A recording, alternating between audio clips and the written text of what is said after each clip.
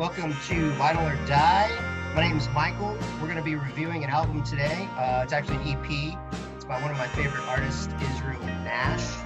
It's called Topaz. The reason I chose this particular piece of music is I think it's a great introductory album or EP to get into his music.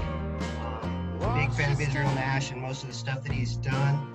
One of the reasons I like him so much is I think he's kind of represents a modern style of artist, while his musical style sounds very throwback. You can get a lot of Neil Young out of it, just to name one influence that's pretty obvious.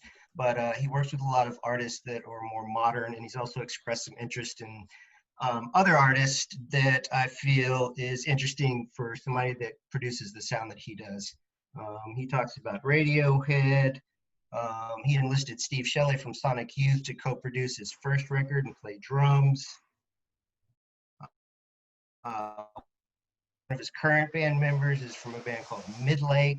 And on this EP, Topaz, he has Adrian Casada co-producing and playing guitar on it a little bit as well. And if you don't know, Adrian Casada is with Black Pumas, who are a super hot Austin band right now. So as far as the EP goes, I think it's solid pretty much all the way through. There's a couple songs that maybe aren't my favorite. Canyon Heart, I think, is a great song. Down in the Country, nice song about rural communities in America and how they're kind of losing their grip because of political and economic agendas across the country. And then Dividing Lines, I think, is a really nice kind of closer. It's very mellow. It has some elements of like early Pink Floyd in it. So there's like a psychedelic element to some of his music. Mr. Bradley? Yeah, thanks for saying everything about the record already. No, it's great. I like this guy. You and I have seen him before. I did see an interview with him once, and what I was shocked to find, I couldn't find anything about this, but I believe in the interview, he had said that he had a master's degree or maybe even a PhD from the university. And one of the reasons why is he was getting free education on scholarships and trying to start his music career. So the longer he stayed in school, the longer he could kind of be unemployed and focus on his music career. When he finally ran out of degrees to get, he moves up to New York, forms this band, and quits playing his local stuff, and has just come out with some really cool stuff that's really evolved over time. So I like him, and he does sound like a younger, hipper, more swirly sounding Neil Young a lot of the times, and that's kind of what I expect. But I think like Dividing Lines and Down in the Country has got a real cool different rhythm for him, so I kind of that one stands out to me.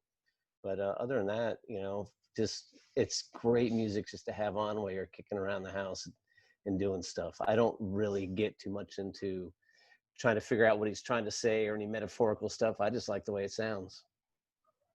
I think it's great for driving through the country or driving through Colorado. Very nice. All right, Mr. Lutz. You're up, Green Hat. How much time do we have? We have 6:05. Oh, we have plenty of time. Yeah. So yeah, I mean, this record is beautiful. I mean, I love his voice. I love, the Neil Young, of course. You can't, I mean, the influence is there. It seems pretty obvious to me.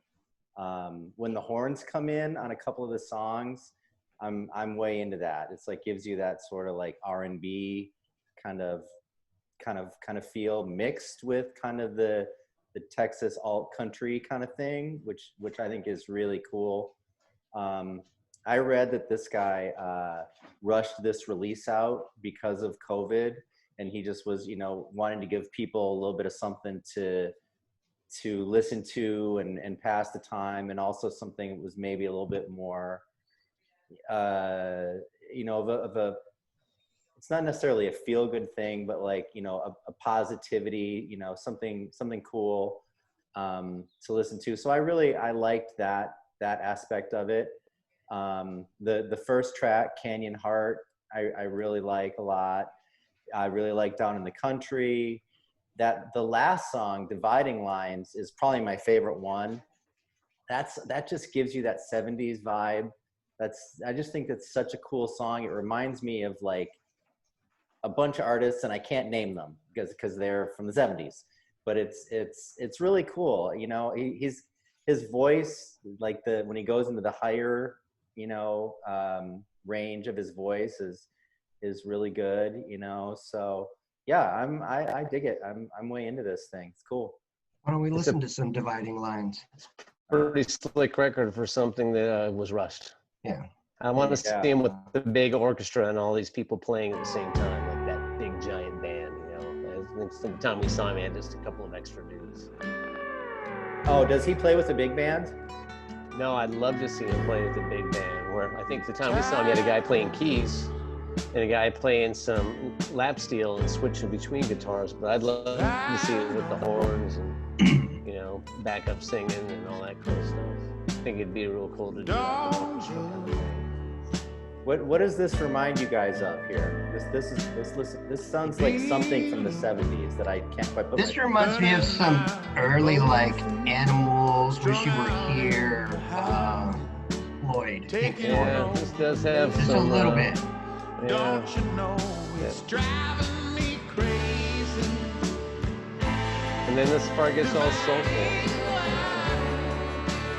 Yeah, I think It kind of reminds me of that Jonathan Wilson dude, if you've ever listened to him.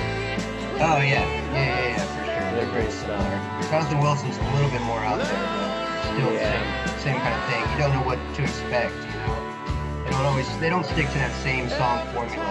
They mix it up and they go different places. I didn't know this guy played with the Midlake people. Those guys are awesome. Midlake, a couple of their records are fantastic. Has one member from Midlake in his band. Yeah, good stuff. All right. It does. I do hear a lot of Pink Floyd now that you mention it. I probably would have never even thought of that. That's why you have me around. Found a way to get back to the So we have each other around. We got 2.5 minutes. You guys want to hear 2.5 minutes? Here? I know it goes 10 minutes goes fast. What do you want to hear, Michael? Let's do Southern Coast. We didn't talk about that one, so let's listen to it a bit.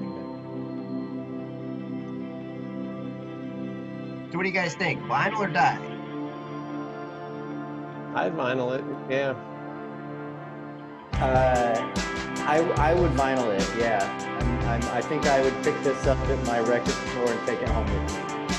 Yeah, I agree. Although, I mean, if I had to choose out of his catalog, I don't know if this would be the first one, but definitely I would get it for sure. You don't have all the other ones already? I have the Rain's Playing.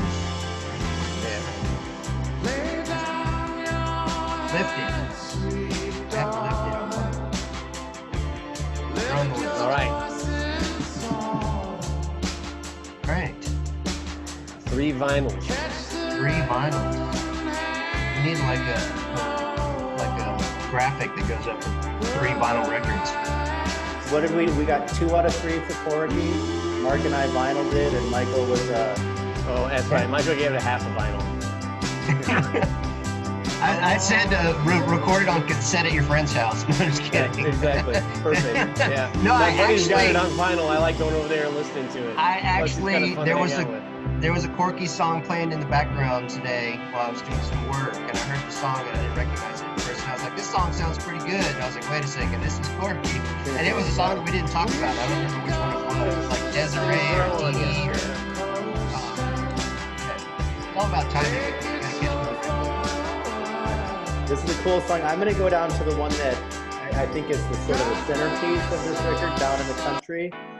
This is Down in the Country. That the article that I read about this guy said that he wrote this song first and trying to make that commentary about like sort of the struggling smaller communities. And then I think the record came into sort of place after this. We have 10 seconds. Guys, what's our next record going to be, Mark? I pick? Oh, Jesse Mo and the Sunset Kids.